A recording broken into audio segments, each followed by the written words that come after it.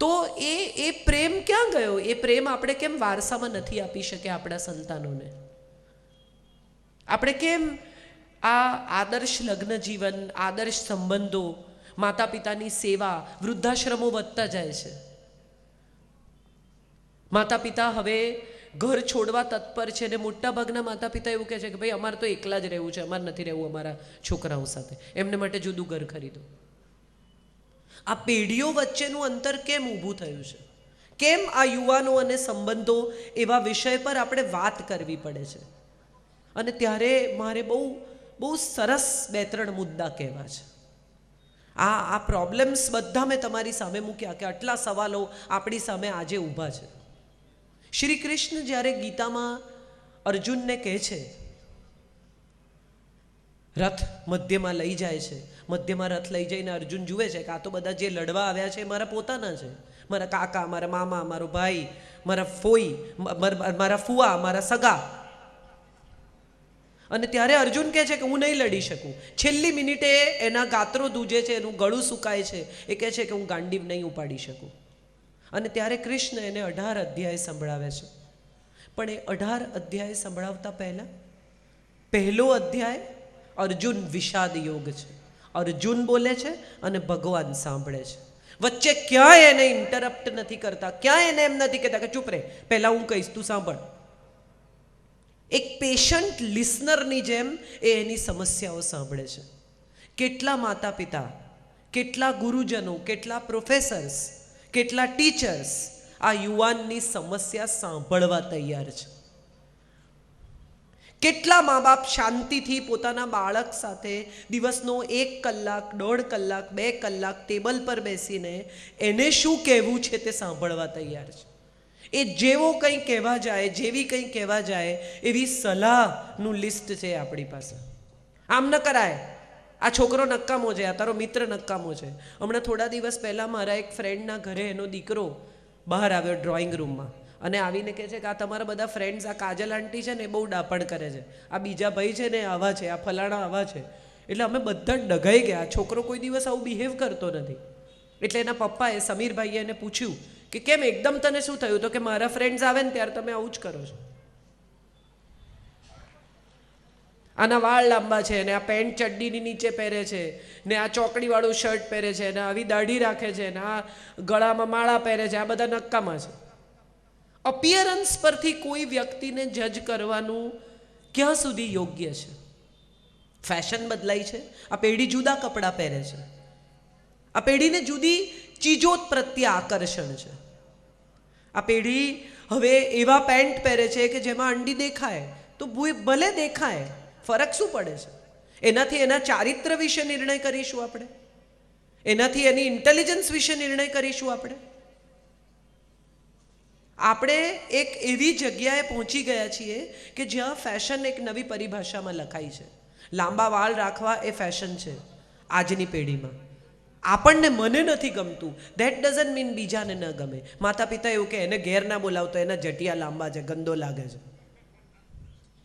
એને ઘેર કેમ નહીં બોલાવવાનો? એના વાળ લાંબા છે બસ એટલા ખાતર? એના પરથી એ છોકરાની બુદ્ધિ, શક્તિ, આવડત, સમજનો નિર્ણય કરીશું આપણે?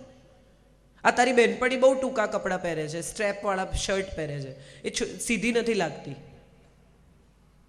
એ છોકરી કોણ છે, શું છે, શું વાતો કરે છે, એનામાં કેટલી સમજ છે, એવું ઓળખવાનો પ્રયાસ આ પેઢી ઓછો કરે છે. કારણ કે આખી પેઢી જજમેન્ટની પેઢી છે. નક્કી કરી લીધું, જે કહી દીધું એ જ સત્ય. માટે કદાચ આ બે પેઢી વચ્ચેનો સંઘર્ષ, આ બે પેઢી વચ્ચેના સંબંધો તંગ થતા જાય છે. અર્જુન કૃષ્ણને કહે છે કે આ લોકો સાથે હું નહીં લડું. કૃષ્ણ એને સાંભળે છે સંપૂર્ણપણે, ધીરજથી, શાંતિથી. જે કહેવાનું છે તે કહે છે. આમને મારીને રાજ્ય મળે તો મારે શું કરવું? હવે મારે રાજ્ય કરવાનું કોના પર? જે લોકોને બતાવવા માટે મને રાજ્ય મળે છે એ જ લોકો જો મરી જવાના હોય તો હું કોની સામે જીતવાનો છું? આ બધું અર્જુન કહે છે. કૃષ્ણ સાંભળે છે અને પછી કહેવાનું શરૂ કરે છે, સાંભળ પાર્થ, 18 અધ્યાય ગીતાના 700 શ્લોકમાં ક્યાંય હિન્દુ શબ્દનો ઉપયોગ કરવામાં નથી આવ્યો. આપણે એને હિન્દુ ધર્મનું પુસ્તક કહીએ છીએ. આ દુનિયાની ઉત્તમ જેટલી મેનેજમેન્ટની થિયરી છે એ બધી ગીતામાં કહેવામાં આવી છે. આસ્ક થિયરી, સ્વોટ એનાલિસિસ આજે મેનેજમેન્ટમાં ભણાવવામાં આવે છે. તમારી સ્ટ્રેન્થ એટલે તમારી તાકાત શું છે, તમારી વીકનેસ એટલે તમારી નબળાઈ શું છે, તમને શું ઓપોર્ચ્યુનિટી એટલે તક છે, અને તમને શું થ્રેટ એટલે તમારા ઉપર શેના કયું એવું કામ છે કે જે તમે નથી કરી શકતા, તમને શેનો ડર લાગે છે. આ સ્વોટ એનાલિસિસ ગીતામાં ભગવાન કરે છે. અર્જુનને પૂછે છે કે તારી તાકાત શું છે, તારી નબળાઈ શું છે. અને આ બધુંય કહ્યા પછી સાંખ્ય, કર્મ, ભક્તિ, જ્ઞાન બધી વાત કહી દીધા પછી એક વાક્ય કહે છે, યથેચ્છસી તથા કુરુ. તારે જે કરવું હોય તે કર. આ લિબર્ટી છે, આ સ્વતંત્રતા છે, અને એ આપણી પરંપરા છે. યાજ્ઞવલ્ક્ય ગૌતમ ઋષિને એક તરફ ભણે છે, એમની પાસે એમની સેવા કરે છે, એમના પગમાં છે, અને ગૌતમ ઋષિ ખોટું કરે છે ત્યારે સ્ટુડન્ટ એના ગુરુને કહે છે કે આ તમે ખોટું કરો છો, આ વસુકી ગયેલી ગાયો કોઈને દાનમાં ન અપાય. અને ત્યારે ગૌતમ ઋષિ ચીડાઈ જાય છે, યાજ્ઞવલ્ક્યને કહે છે કે જા મારા આશ્રમમાંથી જતો રહે. જતી વખતે યાજ્ઞવલ્ક્ય ઉલટી કરે છે અને પોતાનું બધું જ્ઞાન ત્યાં ને ત્યાં આશ્રમમાં છોડીને જાય છે. એની સાથે ભણતા બીજા બ્રાહ્મણો, જે લોકો એ ઉલટી જુએ છે જ્ઞાનની, એ તેતર બનીને ખાય છે. અને એ પછી જે ઉપનિષદ રચાયું એ તૈતરીય બ્રાહ્મણ. આપણે આપણા સંતાનોને આપણા વારસાની કથા કહી શકતા નથી. નારદીય ઉપનિષદ શું છે આપણને ખબર નથી. પગે લાગવાનું કેમ એવું આપણા છોકરા જ્યારે આપણને પૂછે ત્યારે આપણે એમને એવું કહી નથી શકતા કે 5 તત્વ 5 ઇન્દ્રિયો ભેગી થાય અને મન, બુદ્ધિ ને અહંકાર સાથે તમે કોઈને નમો, એને પ્રણામ કહેવાય. તમને જેને માટે આદર હોય એને કરવાનું. પગે લાગ, તારાથી મોટા છે. તો નહીં સાંભળે આ પેઢી. તિલક કેમ કરવાનું એવું ઘણીવાર છોકરાઓ પૂછે કે કેમ કરવાનો ચાંદલો. આજ્ઞા ચક્ર અહીં છે, એના પર પ્રેશર થાય તો કોન્સન્ટ્રેશન વધે. અને આ સાયન્સ છે. આપણા ધર્મની તમામ બાબતો વિજ્ઞાન સાથે જોડાયેલી છે.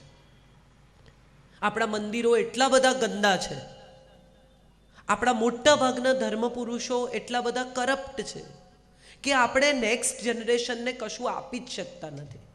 ટ્રાફિકની સમસ્યા છે, આપણે એમને એવું કહી શકતા નથી કે આ અમે સુલઝાવીશું. આપણે જે વોટર નવા ઊભા કરી રહ્યા છીએ એ નવા વોટરની પાસે આ દેશમાં કેટલા લોકો વોટિંગ માટે મારી સામે ઉપલબ્ધ છે એને વિશેની પૂરતી માહિતી આપવાની પણ આપણી તૈયારી નથી. કોઈનો પણ વાંક કાઢતા પહેલાં એકવાર માતા પિતાએ પોતાની જાત તરફ, પોતાના તરફ જોવાનો હવે સમય પાકી ગયો છે. કારણ કે આ નવી પેઢીના સંબંધો નવા સંબંધો છે, બ્રાન્ડ ન્યૂ. અને આ બ્રાન્ડ ન્યૂ સંબંધો નવી અપડેટ સાથે, નવી વિગતો સાથે, નવી આવડત સાથે બજારમાં પડ્યા છે. જે માતા પિતા એમ માને છે કે અમને અમારા માતા પિતાએ મોટા કર્યા એવી રીતે અમે મોટા કરીશું, તો એ માતા પિતા ક્યાંક ભૂલ કરી ગયા છે. હવેની પેઢી નવા સવાલો સાથે, નવી સમસ્યા સાથે અને નવી સમજ સાથે આવી છે. અને આ નવી સમજ સાથે આપણે મેળ પાડવાનો છે. કારણ કે નવું કમ્પ્યુટર તમે ઘરમાં લાવો ને તો કમ્પ્યુટર તમારી સાથે એડજસ્ટ ના કરે, તમારે કમ્પ્યુટર સાથે એડજસ્ટ કરવાનું. આપણે બધા જ ક્યાંક કશેક આ નવી પેઢીને જજ કરવામાં ભૂલ કરી ગયા છે અને માટે આપણા સંબંધો ગૂંચવાયા છે. આ બહુ સમજદાર અને બહુ ઇન્ટેલિજન્ટ પેઢી છે. એમને લોજિકલી કન્વિન્સ કરશો તો એના જેવી અદ્ભુત બીજી કોઈ પેઢી નથી. જેટલા લોકોએ વેડનસડે જોયું હશે એ લોકોને ખબર હશે કે એક છોકરો હેકર તરીકે આવે છે શોધવા માટે કે આ ક્યાંથી વાત કરે છે. એ આવીને કમ્પ્યુટર લગાવે છે, કાનમાં ભૂંગળા ભરાવે છે, પોતાનું કામ ચાલુ કરે છે અને પોલીસ કમિશનર કહે છે કે આ શોધશે, આને આવડશે. અને પેલો છોકરો 5 મિનિટમાં એને ખોલીને બતાવે છે કે આ અહીંયા દેખાય છે. કોઈ પણ માણસ કેવો દેખાય છે, કેવા કપડાં પહેરે છે, એના પરથી જો નિર્ણય કરવાનો હોય તો સુદામાને દ્વારિકામાં એન્ટ્રી જ ના મળી હોત. સોનાની દ્વારિકામાં એક ફાટેલા ધોતિયાવાળો, મેલા વાળવાળો, આટલું ચાલીને આવેલો માણસ કૃષ્ણનો મિત્ર હોઈ શકે એ કલ્પના બહારની વાત છે. ફક્ત દેખાવથી જ નિર્ણય કરવાનો હોય તો આ બે મિત્રો કેવી રીતે હોઈ શકે? ભીતર ઝાંકવાનો સમય આપણી પાસે રહ્યો જ નથી. પડોશી સાથેના આપણા સંબંધો પણ એને ત્યાં કેટલી ગાડી છે એના પર આધારિત છે. અને આપણે નવી ગાડી લાવીએ ને તો એમાં બેસવાનો આનંદ ઓછો છે, પડોશીની આંખમાં ઈર્ષા જોવાનો આનંદ વધારે છે. બાજુવાળાએ ગાડી ન જોઈ હોય તો આપણે આમ ગોળ ફરી ચક્કર મારીને આવીને પાર્ક કરીએ. જોઈ? હા જોઈ હો, એને લાઇટ કરી બારીમાં. આ અપ્રુવલની સોસાયટી. બીજા લોકો નક્કી કરે સત્ય, બીજા લોકો નક્કી કરે સફળતા, બીજા નક્કી કરે નિષ્ફળતા, બીજા કે એ પ્રમાણે જીવવાનું. કોઈ કહે કે તમે સફળ છો તો તમે સફળ, કોઈ કહે કે તમે નિષ્ફળ છો તો તમે નિષ્ફળ. ક્યાંક ચૂકી ગયા છીએ સ્વયં સાથેનો સંવાદ. અને કદાચ એટલે મને લાગે છે કે આ બે પેઢીના સંબંધો ગૂંચવાઈ ગયા છે. એક છેલ્લી નાનકડી વાત કહીને મારી વાત પૂરી કરું. આ પેઢી સાથે જો સંબંધ બાંધવો હશે, સાંધવો હશે, મજબૂત કરવો હશે તો સૌથી પહેલું તો આપણે માહિતી આપણે મેળવતા શીખવું પડશે. નરેન્દ્ર મોદી આજે લોકો માટે બહુ ફેવરિટ વડાપ્રધાન છે. વિશ્વભરમાં લોકોને લાગે છે કે આવા વડાપ્રધાન આપણે જોયા નથી. કેમ? કારણ કે ગૂગલની ઓફિસમાં દાખલ થયા. એણે નવી ટેકનોલોજી આપી. સેમ પિત્રોડા નામનો એક માણસ આ દેશમાં દાખલ થયો જેણે ઘર ઘરમાં સેલફોન આપ્યા. ખેડૂતથી શરૂ કરીને વાળ કાપવાવાળા માણસથી શરૂ કરીને ઘરમાં કામ કરતી બાઈ સુધી બધા પાસે હવે સેલફોન છે. પહેલી વખત જ્યારે પ્રમોદ મહાજન ફોન લઈને ફોટો છપાવીને કહ્યું કે આ સેલફોન બજારમાં આવશે ત્યારે લોકોએ કહેલું કે આ શું કલ્ચર લાવે છે, આ દેશમાં સેલફોન કદી ચાલશે જ નહીં. એ દેશમાં આજે લોકોને સેલફોન વગર નથી ચાલતું અને સેલફોનને ખાલી 15 વર્ષ થયા છે, 14 to be very precise. This is just a 14 years old device which we have started enjoying. આ દેશની પરંપરા તો ટેકનોલોજીની પરંપરા છે. શૂન્ય આપણે આપ્યું છે. આખા વિશ્વને ગણિત આપણે શીખવ્યું, વૈદિક ગણિત. રામ અને સીતા પુષ્પક વિમાનમાં ગયા એવું કહેવાયું, લખાયું. તો કંઈક તો એવું ડિવાઇસ હશે ને કે જેમાં ઉડીને ગયા હશે, જેને વિમાન કહેવાયું છે. ધેટ મીન્સ ટેકનોલોજી આપણા દેશમાં હતી. આયુર્વેદ 5મો વેદ આપણા દેશમાંથી આવ્યો. આપણે આપણા સંતાનોને આપણી પરંપરા, આપણા હેરિટેજ વિશે જાણકારી આપવાનું અને ગૌરવ આપવાનું ભૂલી ગયા છીએ. કેમ? કારણ કે આપણી પાસે જ નથી. કેટલા માતા પિતા વાંચે છે કે એમ કે અમારા છોકરા નથી વાંચતા. ગુજરાતી મીડિયમમાં ભણે એ નામોશી છે. ગુજરાતી મીડિયમમાં ભણે તો ડફોળ રહી જશે એવું માનનારા માતા પિતાની સંખ્યા વધારે છે.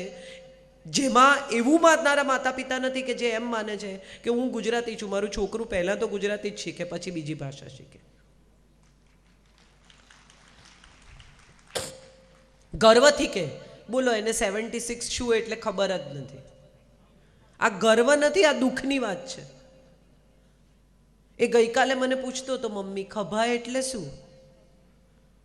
દાદી વાર્તા કહેતી હોય તો પુત્ર વધુ દોડી આવે કે તમે એને ગાય ગાય ના કહો, એને કાવ કહો. એને સ્કૂલમાંથી કીધું છે કે કાવ કહેવાનું. છોકરાના મગજમાં કન્ફ્યુઝન છે કે આ ગાય ને કાવ જુદા છે કે એક જ છે. અને પછી એક એવી ભાષા આમાંથી ઊભી થાય છે જે નથી ગુજરાતી, નથી અંગ્રેજી. હું ગુજરાતી મીડિયમમાં ભણી છું. જય વસાવડા જે આવશે થોડા દિવસ પછી, એ તો સ્કૂલિંગ જ એમનું ઘરમાં થયું છે. અને છતાંય અમે યુવાનો સાથે કમ્યુનિકેટ કરી શકીએ છીએ કારણ કે અમે અમારી જાતને અપડેટ કરવા, અપગ્રેડ કરવા તૈયાર છીએ. નવી પેઢી સાથે કદમ મિલાવવા માટે નવા થવું પડશે. જૂની વસ્તુઓ નહીં ચાલે. નવરાત્રિ પૂરી થાય ને, કેટલી બધી સ્ત્રીઓ આપણે જોઈ છે, નવરાત્રિ પૂરી થાય ને ત્યારે નક્કી કરે કે આ વખતે માળિયામાંથી બધો કચરો કાઢી નાખવો છે. પછી બધું નીચે ઉતારે પછી બધું સાફ કરે ને પછી બધું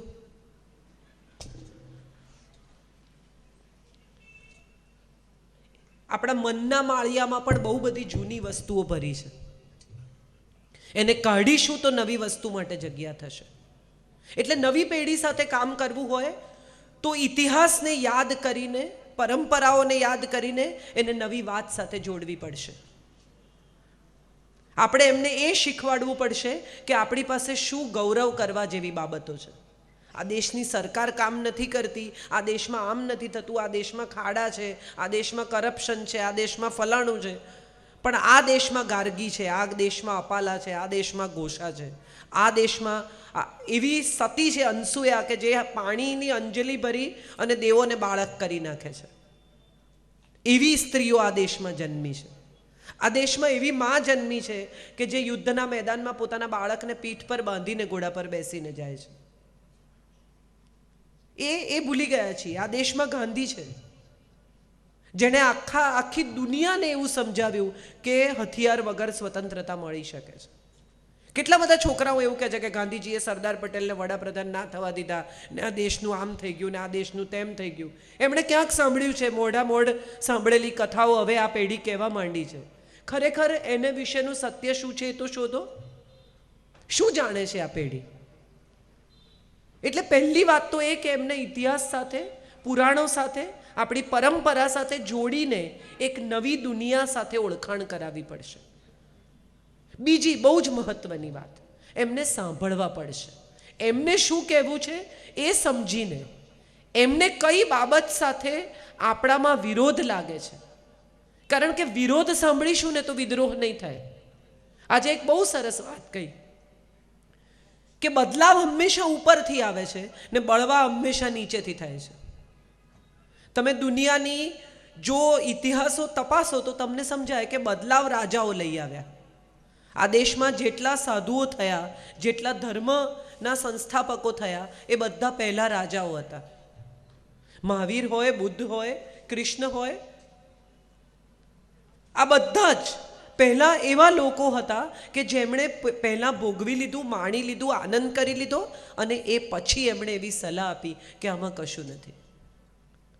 સો આપણે પણ એ રીતે આપણા સંતાનને પહેલાં જીવવા દેવું પડશે. એને કોન્સ્ટન્ટ એની આજુબાજુ વાડ રચીને એને કોન્સ્ટન્ટ પકડી રાખીને બગડી જશે, ડ્રગ શીખી જશે, સિગરેટ પીવા માંડશે, પૈસા વાપરવા માંડશે, આમ કરવા માંડશે, ખોટી કંપની છે, ફલાણું છે, એને બદલે એને શીખવાડો કે આ ખોટું છે અને પછી યથેચ્છસી તથા કરું. આપણને આપણા સંસ્કારમાં, આપણા ઉછેરમાં, આપણા સંબંધોમાં, આપણા કમ્યુનિકેશનમાં વિશ્વાસ હોવો જોઈએ, જે આપણે મિસ કરી ગયા છીએ. આપણને બહારના લોકોમાં વધારે વિશ્વાસ છે, આપણને પિયર પ્રેશરમાં વધારે વિશ્વાસ છે, આપણને લાગે છે કે એના મિત્રો